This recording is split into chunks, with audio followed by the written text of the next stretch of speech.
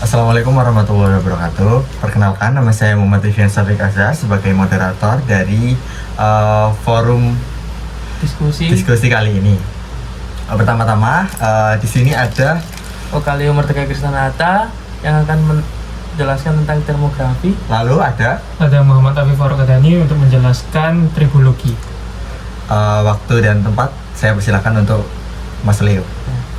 Oke, saya akan menjelaskan tentang termografi. Termografi adalah teknik pemeliharaan prediktif yang memanfaatkan emisi infrared untuk memantau suhu peralatan. Dengan mendeteksi anomali termal, teknik ini membantu mengidentifikasi potensi kerusakan sejak dini pada mesin, struktur, atau sistem pabrik. Next, infrared basic.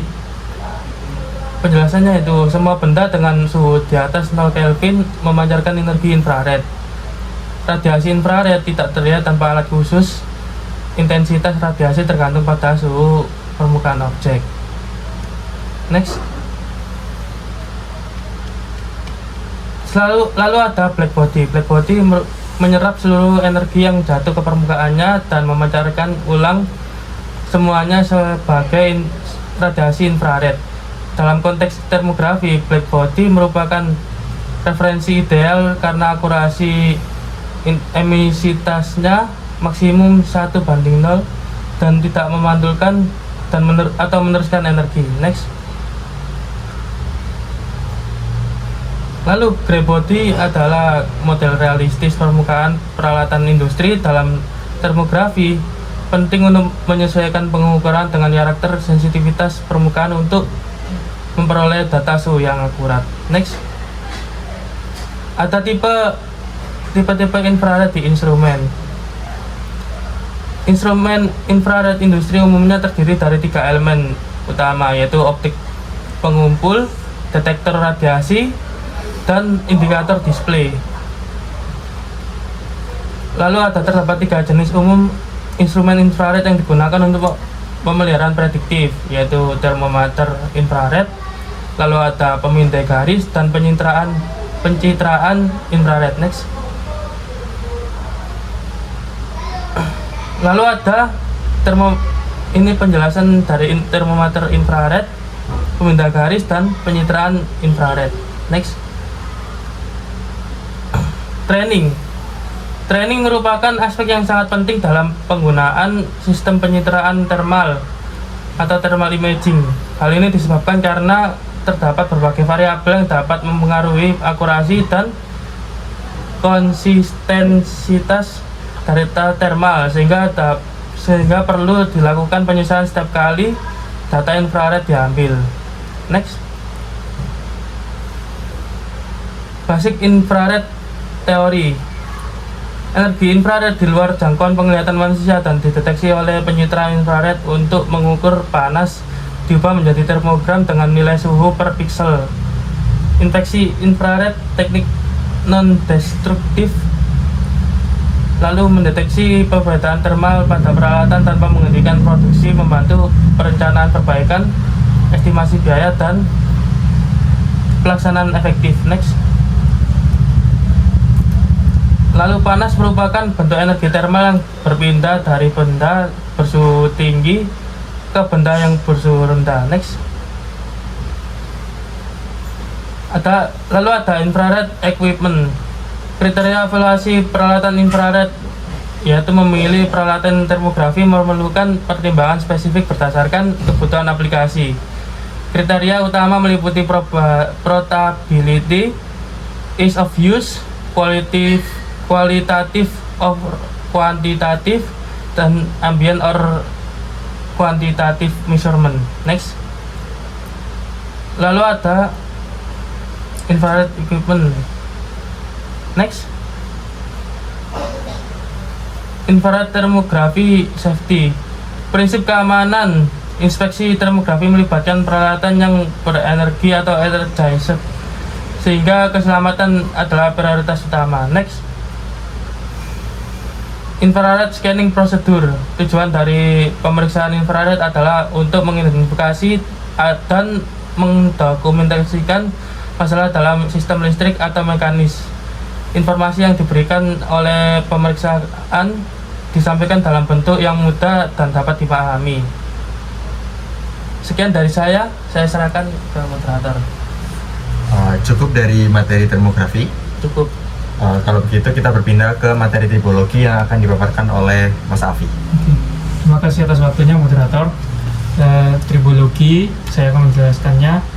Tribologi merupakan istilah umum yang mengacu pada perancangan dan dinamika operasional dari struktur pendukung rotor pelumas bantalan pada mesin. Untuk tribologi ini ada analisis minyak pelumas. Yang pertama ada pengujian analisis minyak. Ini salah satunya ada viskositas, yaitu mengukur kekentalan minyak. Viskositas yang terlalu rendah atau tinggi dapat merusak pelumasan. Yang kedua ada kontaminasi, deteksi adanya air atau cairan pendingin yang bisa merusak sistem pelumasan. Yang ketiga ada full dilution, yaitu bahan bakar yang masuk ke minyak dapat melemahkan pelumasan dan penyegelan. Selanjutnya ada kandungan padatan, yaitu partikel padat dapat mempercepat keausan, kenaikan mendadak patut diwaspadai. Selanjutnya ada jelaga bahan bakar, yaitu menunjukkan efisiensi pembakaran khususnya pada mesin diesel. Selanjutnya oksidasi, yaitu dapat menyebabkan pengentalan, korosi, dan endapan, menandakan habisnya aditif pelindung. Selanjutnya ada nitrasi, yaitu proses pembakaran menghasilkan senyawa asam yang mempercepat oksidasi. Selanjutnya ada total acid number atau TAN, yaitu mengukur tingkat keasaman minyak dibandingkan dengan minyak baru. Selanjutnya ada total base number atau TBN, yaitu menunjukkan kemampuan minyak menetralkan asam, nilai rendah bisa berbahaya. Selanjutnya jumlah partikel. Partikel tinggi bisa menandakan keausan berlebihan atau sumbatan sistem. Selanjutnya analisis spektrografi, yaitu mengidentifikasi logam keausan, kontaminan, dan aditif secara cepat dan akurat. Yang kedua ada analisis partikel keausan. Analisis partikel keausan adalah teknik yang menggunakan sampel minyak pelumas untuk memeriksa kondisi keausan mesin secara langsung. Dengan menganalisis partikel yang tergantung dalam minyak, kita dapat mengetahui bagaimana kondisi permukaan komponen mesin. Tahapannya, yang pertama ada pemantauan rutin, yang kedua ada analisis detail, selanjutnya ada rubbing wear, cutting wear, rolling fatigue, combine rolling and sliding wear, severe sliding wear. Selanjutnya yang ketiga ada ferrografi. Ferrografi adalah teknik analisis partikel dalam minyak pelumas yang mirip dengan spektrografi, namun memiliki dua perbedaan utama. Yang pertama, menggunakan medan magnet, yaitu bukan pembakaran sampel untuk memisahkan partikel kontaminan. Karena itu, teknik ini hanya efektif untuk partikel logam ferromagnetik seperti besi dan baja.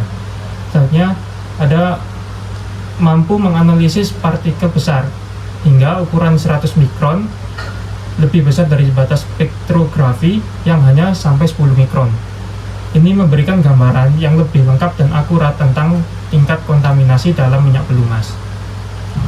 Yang keempat, ada biaya dan kegunaan analisis minyak. Analisis minyak dalam pemeliharaan prediktif terkendala oleh biaya alat yang tinggi, sulitnya pengambilan sampel yang akurat, dan interpretasi data yang rumit.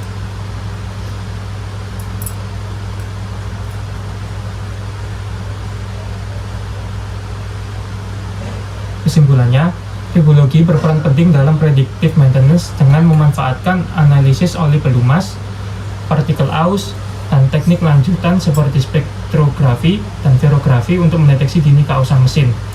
Efektivitasnya sangat bergantung pada pengambilan sampel yang representatif, frekuensi pemantauan yang konsisten, serta interpretasi data yang tepat guna mendukung keputusan pemeliharaan yang akurat dan efisien. Berikut cukup dari penjelasan tribologi saya. Oke, dari kedua pemaparan tersebut dapat saya tarik kesimpulan bahwa keduanya merupakan teknik yang penting dalam predictive maintenance. Namun pada termografi itu berfokus pada penggunaan inframerah dalam mendeteksi adanya suatu fenomena. Sedangkan kalau tribologi itu lebih fokus pada pelumasan dan juga gesekan serta keausan dari suatu benda. Sekian dari forum kami. Jika ada salah dan kurang mohon dimaafkan. Terima kasih. Wassalamualaikum warahmatullahi wabarakatuh.